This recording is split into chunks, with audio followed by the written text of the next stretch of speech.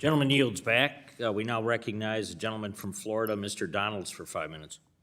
Director Chopra, how you doing? Good to see you again.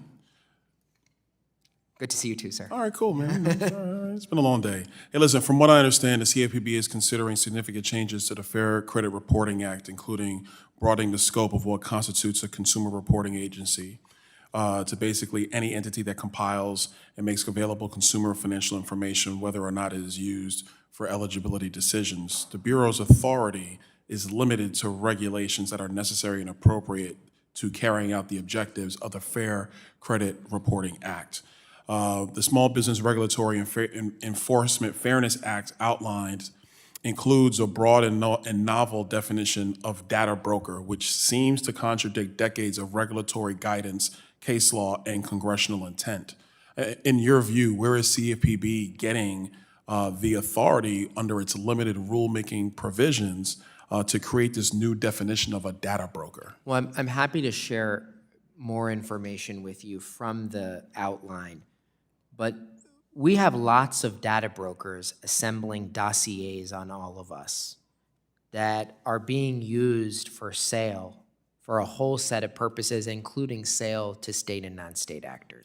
I understand So we are trying to, oh, go ahead. But Director, where does CFPB get the additional authority to make a rule around this or to expand that definition? Because that's a congressional provision. That is not for an agency to make that determination. Well, I mean, if it's a consumer reporting agency, and I shared this before, I think it's better for us to go through the process of explaining what are the indicia that would trigger these obligations. We can pursue it through an enforcement-only process, but we're studying the market to see how these consumer reporting agencies have evolved over time. We have lots of background screening companies, tenant screening companies, others. They all comply. And That's what we're trying to use. We're only going to use the statute as Congress has written. Well, I would say that sounds good, but looking at the history of agencies in Congress, what we are initially told we're only used for is always expanded at some point in the future.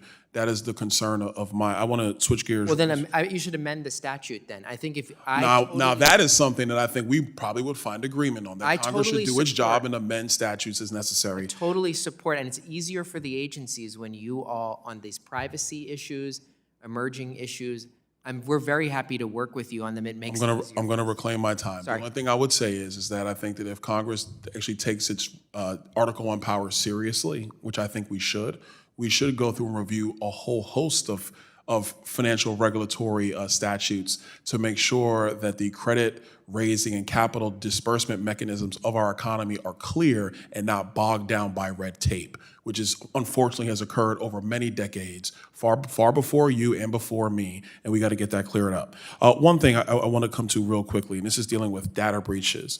It appears that CFPB intends to include a strict liability standard with respect to data breaches or unauthorized accesses to credit report information by third parties. Do you think the compliance costs are overly burdensome on these institutions if essentially the institutions are going to have a strict liability standard tied to them? I mean, it's not like they're begging to get breached. The companies. So I think the question is often on unauthorized access. We have not proposed that. It is something that we're talking to the small entity representatives through the SBREFA process about unauthorized, or how a set of data might be used or shared. There is sometimes an issue where they are sharing it, but then it says that it was unauthorized. So we're working through all of that before we propose it. Okay, the one thing I would vehemently stress is we should not be assigning strict liability standards to any of these institutions. I mean, obviously, the regulatory burdens here in the United States of America are large enough as is. Applying strict liability over data breaches when it's clear that unless there is proof that the institutions actually invited the data breach on purpose, we should not be applying that level of liability to them. Nobody wants to see data breaches. I want to be clear on that. But we have to be careful and mindful of the fact that our institutions, our financial institutions, they don't want that either. Real quick before I get out, Section 1071 rule, compilation of data for minority women-owned businesses.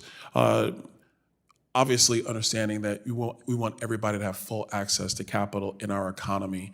Do you feel that the level of data being proposed in this rule is actually going to be more of a hindrance and a burden than it will actually, as opposed to opening up flows of capital in the United States. I'm hopeful that based on how we incorporated the comments, we complied with the statutory requirement, and there's lots of use cases for it, but we're doing exactly what Congress asked us to do. Well, I would argue what Congress asked for under Dodd-Frank was ridiculous, but that was another time. I hope to change that as well. Yield back, Chairman.